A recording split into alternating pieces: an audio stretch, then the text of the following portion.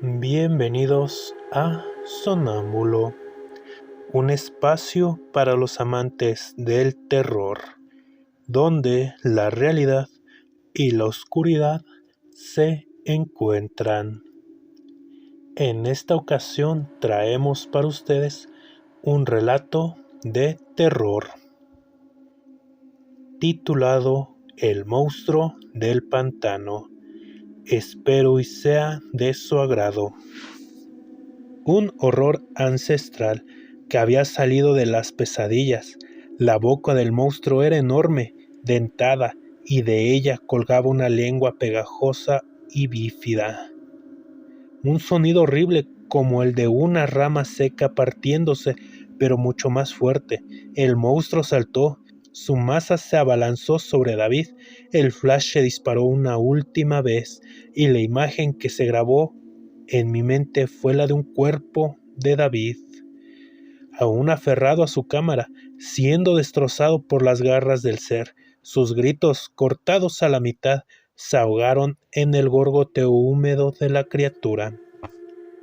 Las partes de su cuerpo cayeron al lodo, rojos y viscosas.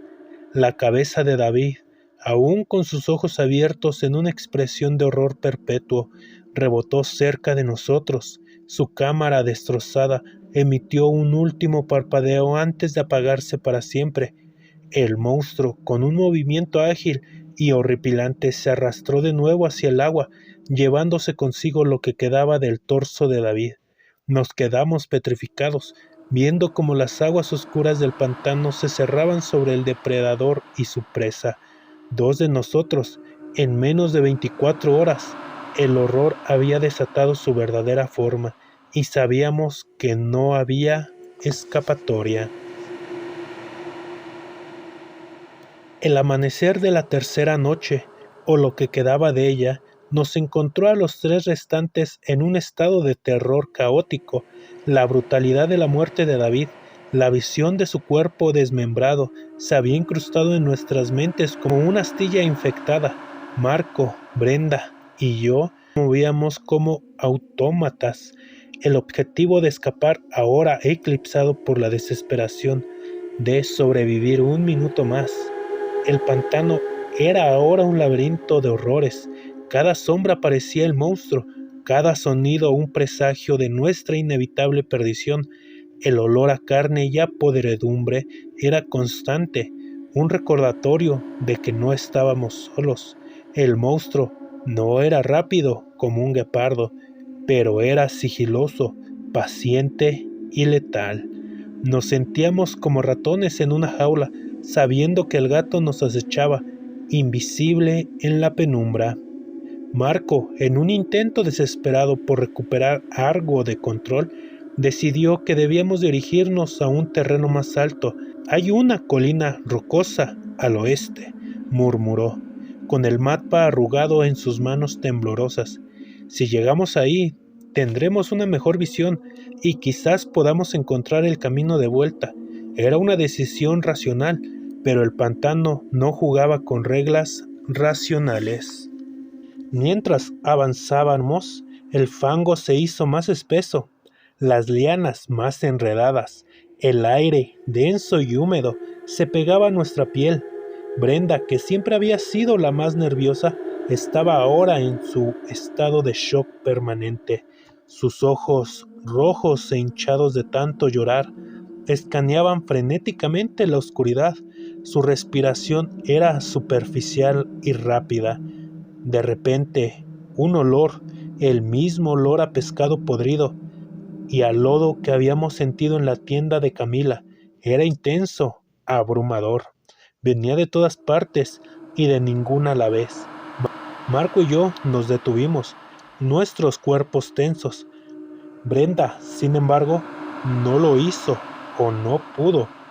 La vi tropezar, no con una raíz, no con una piedra. Era como si el mismo pantano la hubiera atrapado. Una masa viscosa de color verdoso y textura gelatinosa emergió del lodo bajo sus pies, envolviendo sus tobillos. Brenda gritó, un sonido agudo y desgarrador que se ahogó en el gorgoteo del lodo. Intentó luchar, pero la sustancia lo arrastró. Marco y yo corrimos hacia ella, el terror dándonos alas. Intentamos tirar de ella, pero la masa gelatinosa se extendía, subiendo por sus piernas, por su torso. No era una planta, no una raíz. Era como si el lodo mismo estuviera vivo, absorbiéndola. Podíamos escuchar los sonidos húmedos como succiones, como algo que se pegaba y se aferraba con una fuerza inhumana. Los ojos de Brenda estaban llenos de horror indescriptible, su boca abierta en un grito silencioso, mientras la sustancia la cubría la cara. Lo último que vi fue su mano, extendida hacia nosotros, antes de que el pantano la tragara por completo, dejando solo burbujas de aire que subían a la superficie. Y luego un sonido repugnante y húmedo, como si algo se reventara bajo el agua, y luego el silencio.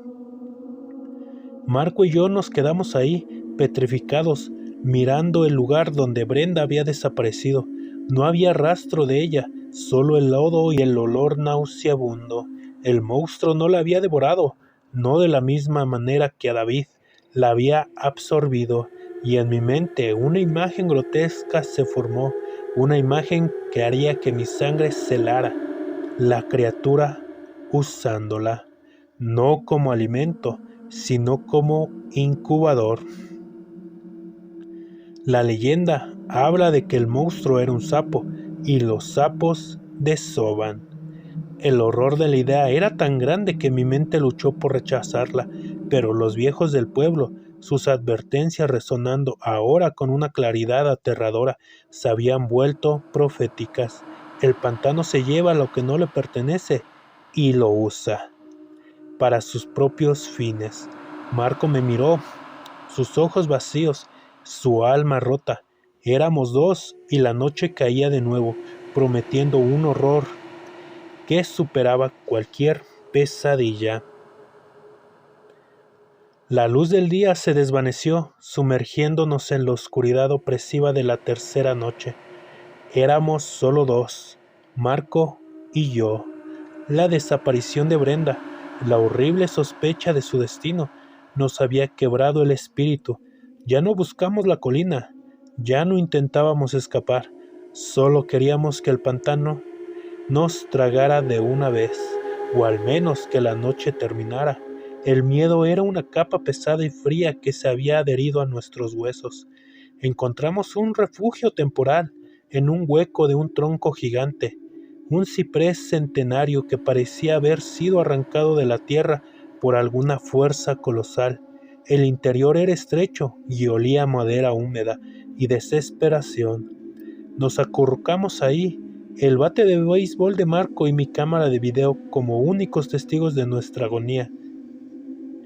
No hablábamos, no había palabras para el horror que habíamos presenciado, para el terror que nos invadía.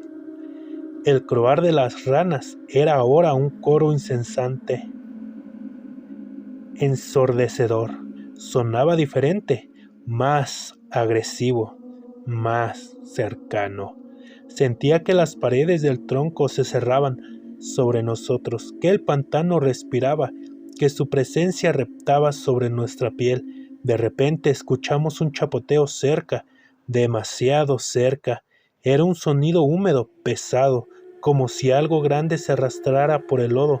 El olor, el nauseabundo olor a pescado podrido y a lodo, venía del exterior del tronco.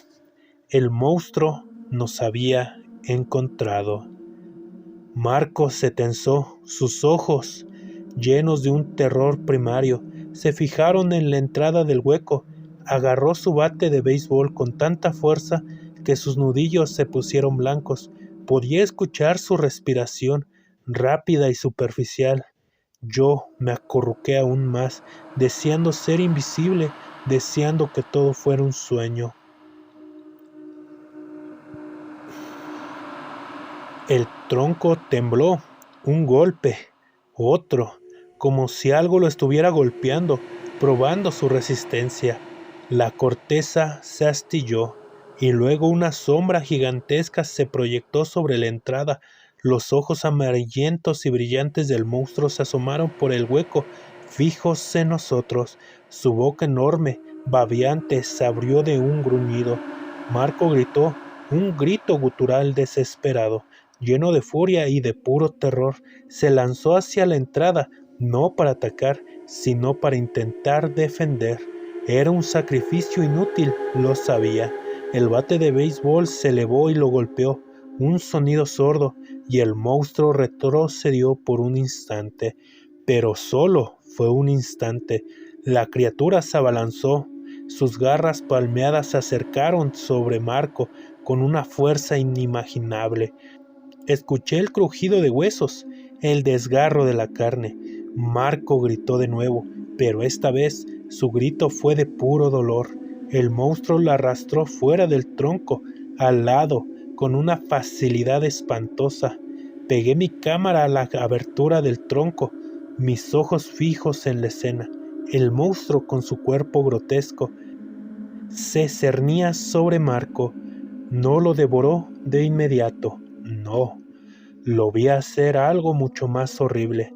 Sus garras, no para destrozar, sino para abrirlo. Con una precisión macabra, el monstruo rajó el abdomen de Marco y yo lo vi. Vi sus entrañas, sus órganos expuestos al aire, un espectáculo grotesco y abominable. Un monstruo introdujo su pata palmeada en el cuerpo abierto de Marco, hurgando, y luego lo vi, una masa de huevos gelatinosa verdosa. El monstruo la sacó de su interior y, con movimientos precisos y asquerosos, la depositó dentro del cuerpo destripado de Marco, como si el humano fuera un nido, un nuevo incubador. No había piedad, solo un instinto biológico ancestral. Marco no estaba muerto del todo. Sus ojos, llenos de agonía indescriptible, se encontraron con los míos. Su boca se movía intentando formar palabras, pero solo salió un burbujeo de sangre. Lo último que vi en sus ojos fue una súplica de muerte, de liberación, una súplica que no pude cumplir. El monstruo, con un último y potente gorgoteo, se dio la vuelta, dejando el cuerpo profanado de Marco, ahora hundido en el lodo, y luego se arrastró de nuevo hacia la oscuridad del pantano. Me quedé ahí, en el tronco, temblando incontrolablemente, la imagen de Marco y los huevos grabada a fuego en mi retina. Ya no había nadie, solo yo, y el pantano me observaba paciente, esperando. La oscuridad era mi única compañera. El tronco se había convertido en mi tumba provisional, un refugio inútil contra el horror que buía en el exterior.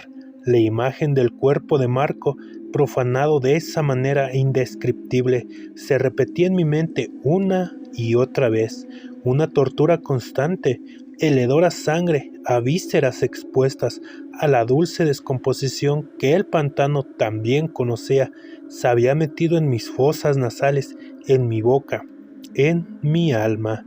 Mis músculos estaban rígidos, no solo por el frío y la humedad, sino por el terror paralizante. No me atrevía a moverme, a respirar con fuerza. Sentía que de cada latido de mi corazón era un tambor que anunciaba mi posición al monstruo. El silencio del pantano, después del frenesí de hace unos minutos, era ahora un silencio denso y expectante, un silencio que prometía más horrores. Mi cámara de video lo había soltado en algún momento del terror.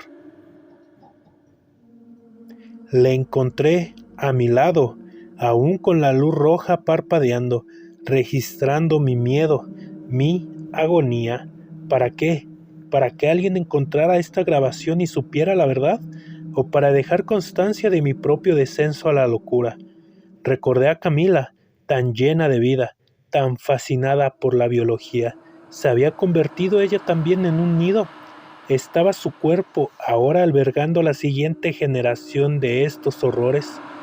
La idea me revolvió el estómago, y Brenda, su mano extendida, su mirada de horror, ella también usada como una matriz para esa descendencia abominable.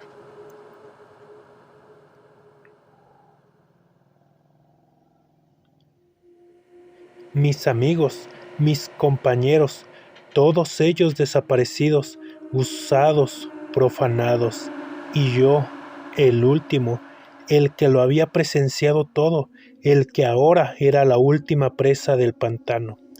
El amanecer que antes había sido una promesa de luz y esperanza, era ahora una fuente de terror. La luz revelaría mi posición, la luz me expondría. Deseaba la oscuridad, el manto protector de la noche, pero el sol comenzaba a filtrarse a través de las ramas, pintando el pantano con tonos grises y verdosos. El horror no tenía fin, no tenía descanso. No había lágrimas, el miedo me había secado, no había gritos, la voz se me había ahogado en la garganta, solo quedaba un vacío profundo donde antes había la esperanza. Mis piernas estaban entumecidas, mi cuerpo entumecido, pero mi mente en su macabra claridad seguía registrando cada detalle, cada sonido. Escuché un chapoteo, más cerca esta vez, y el olor, el monstruo volvía.